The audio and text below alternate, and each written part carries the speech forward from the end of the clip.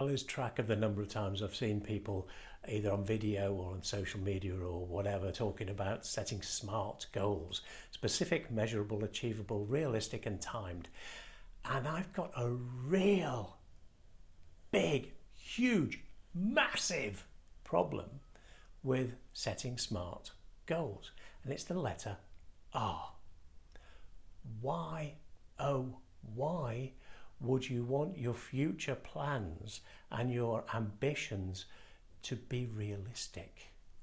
If they're realistic, they're just a slightly different flavour of today.